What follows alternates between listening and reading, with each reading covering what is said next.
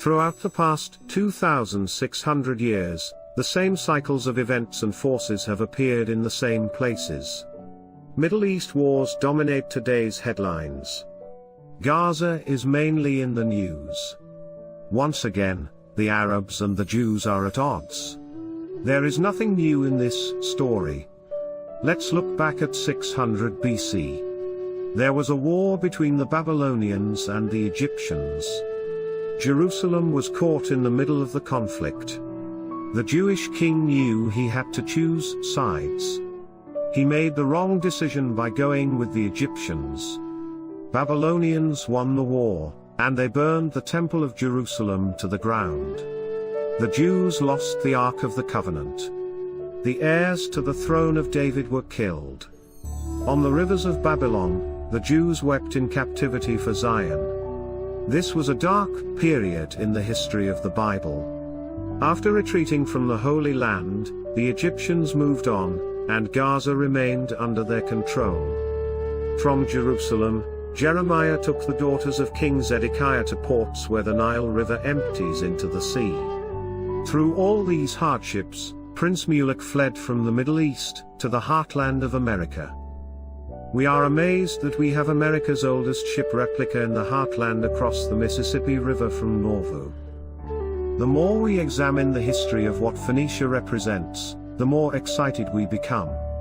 We want the whole world to understand how Captain Philip Beale's transoceanic voyage changed the history of ancient America.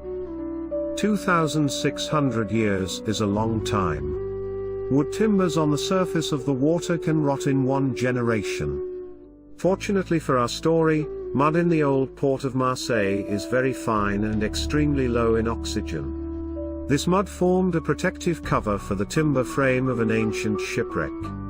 The wreck's remains are displayed in the Museum of Marseille, and today, you can see the timbers with your own eyes.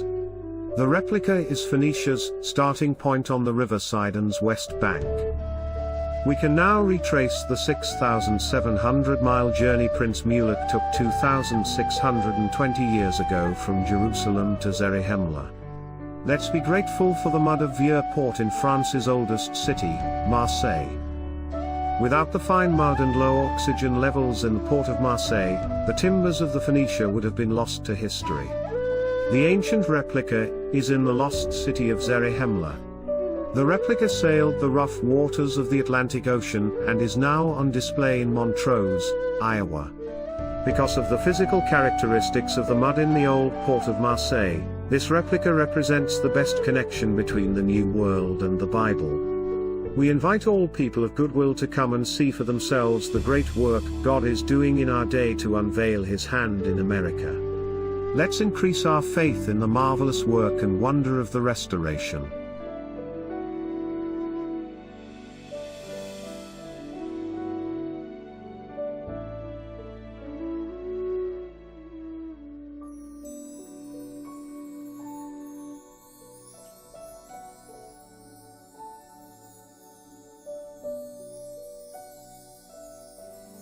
Ready to go.